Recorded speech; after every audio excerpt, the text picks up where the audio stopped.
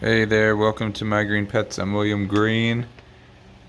We've got a bloom to look at. Let's run over here and look at Cattleya mossiae.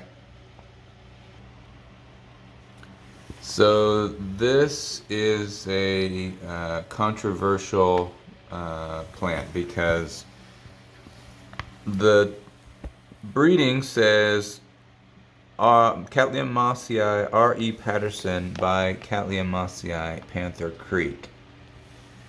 And both of these parents are thought to have other orchid species, possibly Cattleya lueddemanniana, in their background, back a few generations. And um, the thinking behind that is that lueddemanniana has some pretty dark forms that are not found in mossiae.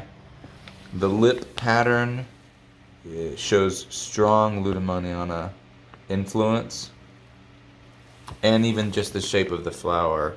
This, because it's got water on the leaves, because the misting system just came on, they are hanging down a little bit.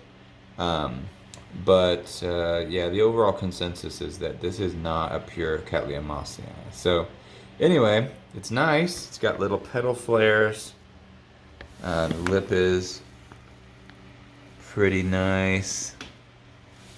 And the color obviously is really intense. I'm noticing a fragrance. I don't know when this flower opened because I've been gone this past week, but hopefully we're going to get some fragrance kicking in, but it is nice.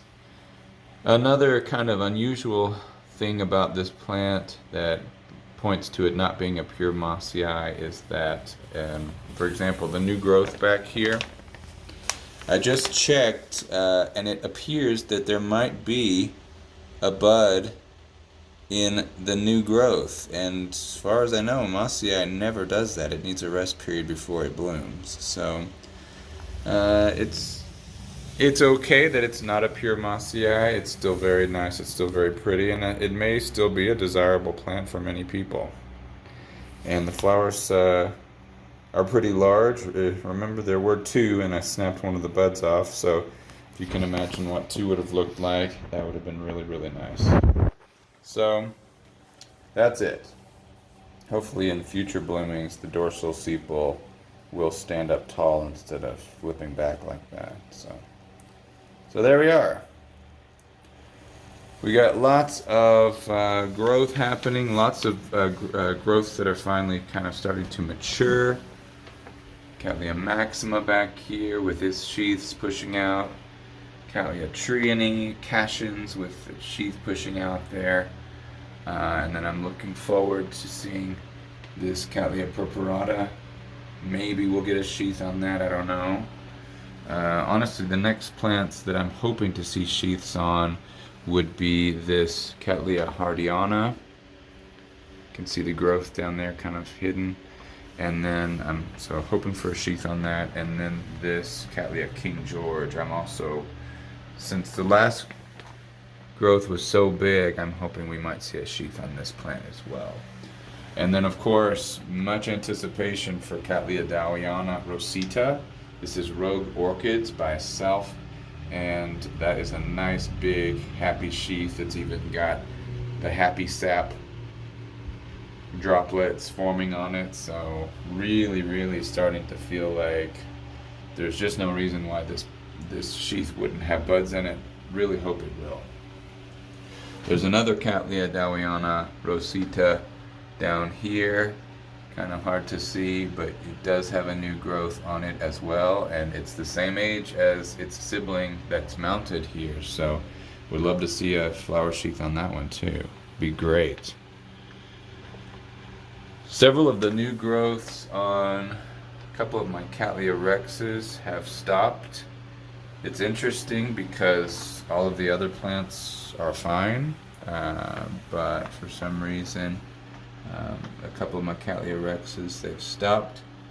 It's been suggested it could have just been some shock from the changing conditions from the old place to the new place, but all the other plants, all the other Cattleyas are doing just fine, pushing new growths, so why only the rexes? don't know. Again, this plant, they always do weird things, and I really have no explanation. So maybe one day I'll figure it out.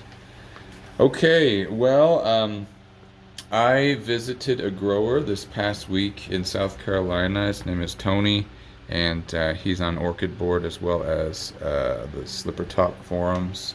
And he's got a website. I'll put it on the screen. It's Bitis Botanicals.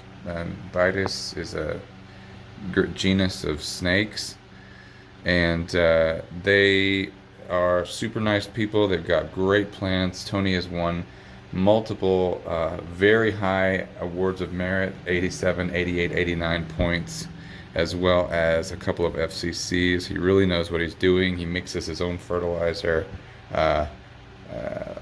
I don't have anything to teach this guy. He knows a lot. So I got some plants from him. I got a couple Cattleyas. This is a Cattleya Schroederi. I'm going to look up the parentage to learn a little bit more about it. There's the bitisbotanical.com. And got another one. This is a Mariclone of Ludomaniana Arthur Chadwick. Oh, here's the lights. You can see the lights totally changes the way that the flower looks on camera. Still great color on that though. Wow. Pow. And then got a few other new plants, some big ones. Tony is really into brassias. I also love brassias. They're such beautiful plants, and the flowers are so spectacular. This is an Edvalu Nishida. It's an AM awarded brassia division. Thank you, Tony. This is a species, Brassia verrucosa. Gonna have to learn a little bit about the culture of this guy. That might be a cooler grower, could go in the cool tent. This is one of Tony's FCC plants. It's Notara Lucy's sassafras. Received an FCC, and then he selfed it, and this is the selfing of the FCC plant.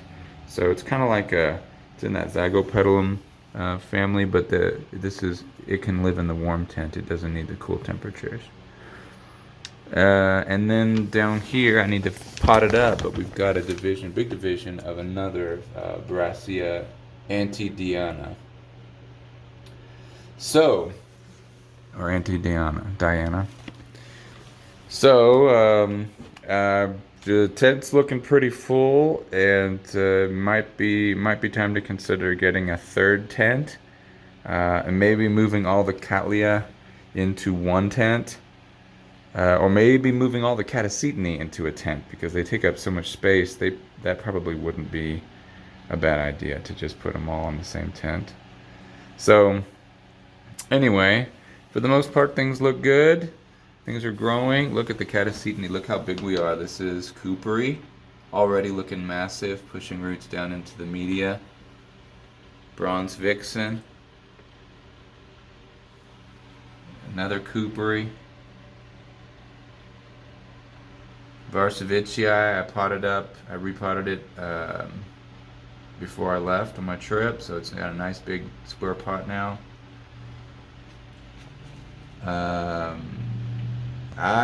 This is Cloecia Rebecca Northern Grapefruit Pink. As I'm looking, I'm thinking, you know what, it may really benefit from a repot. I don't know though. I think it can go another year. It'll be hanging over the edges of the pot, but you know what? That's totally okay. And then maybe the following year I'll pot it up. I think I might just leave it in there for now. Here's one of my awarded Signoches. This is Fire Embers. We've got a CCM and an FCC on that. Or no, CCM and an AM on that. No FCCs yet for me. And got another Cloecia Rebecca Northern. This is Aurora. Mikabi. And Cloecia rosea here, the species. So that's fun. And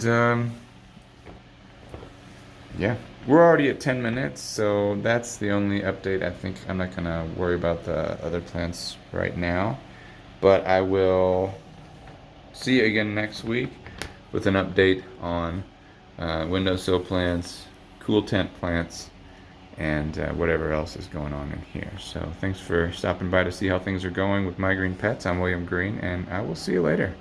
Bye.